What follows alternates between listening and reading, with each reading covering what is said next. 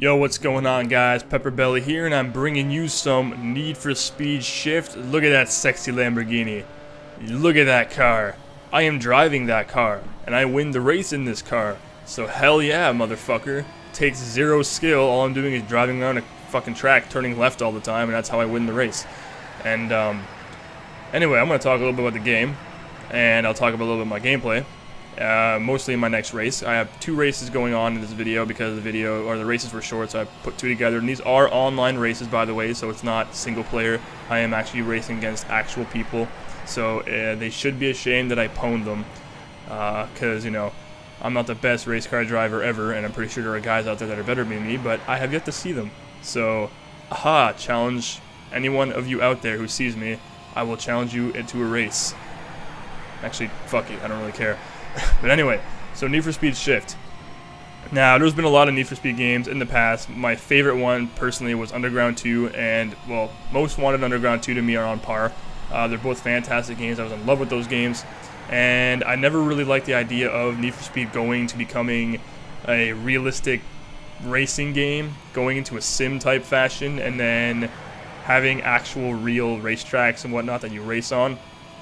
I wasn't too thrilled with that. I thought that was a really terrible idea. I was like, no, don't do that, please, no. I want to be able to street race and be like Fast and the Furious and Tokyo Drift and all that shit. Well, I changed my whole view on that now. This game was actually amazing. It was such a brilliant idea. Now, if they made a Most Wanted with this game engine, holy fucking shit, I would jizz all over my walls and computers. But anyway, besides that, this game is actually really authentic, really intense, and very immersive. Now, if you've ever played a racing game, I know Forza Motorsport, I used to play that.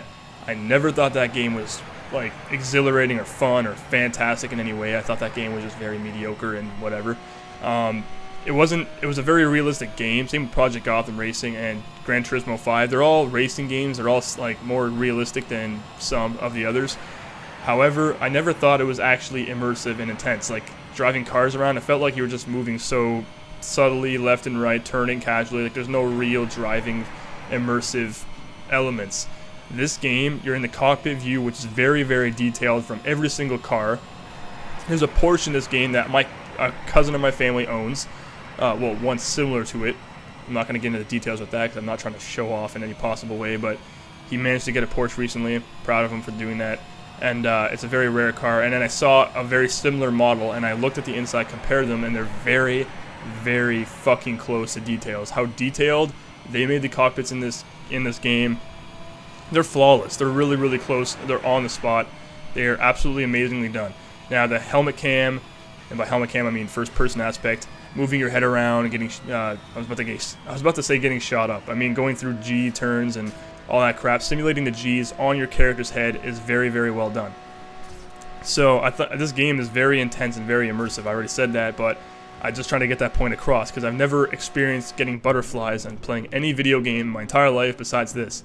When I got to drive the Bugatti, now I think that's how you pronounce it, I saw that on Top Gear, so if you guys watch Top Gear, it's in that car. I got invited to an invitational event during the campaign, which is very normal. That guy sucks. Also, it was really, really insane going down those straightaways at over 300 kilometers per hour. It felt like you were really going fast, and you were scared shitless. You were both exhilarated from how fast you were going, but you were also scared shitless because you were afraid of what was going to happen if you try to brake or try to move your analog stick a little bit to the left, if you're going to kill yourself or something. It was really insane.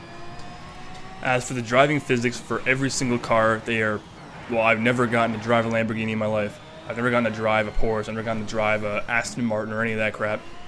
But they're very, you can tell that every car handles differently. Every car has certain features, certain aspects of them. You can definitely tell that each car has certain performance aspects over others.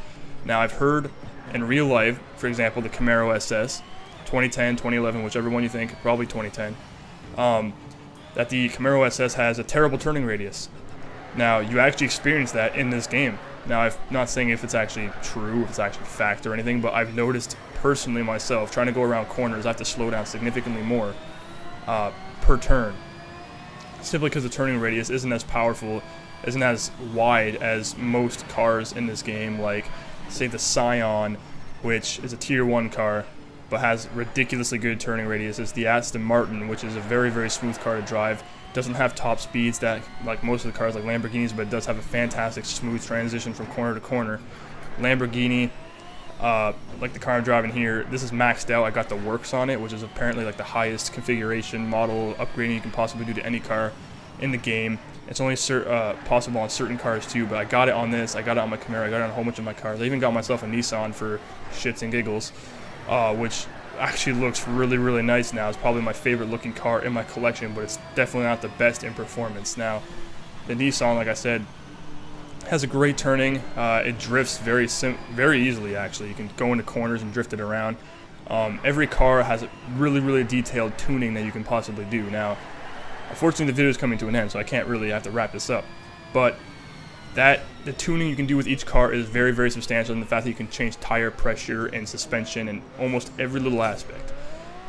Anyway, that is the end of the video. I hope you guys enjoyed it. Please remember to rate the video, comment the video if you have any comments, and definitely subscribe if you want to see more like this in the future. So take care, guys.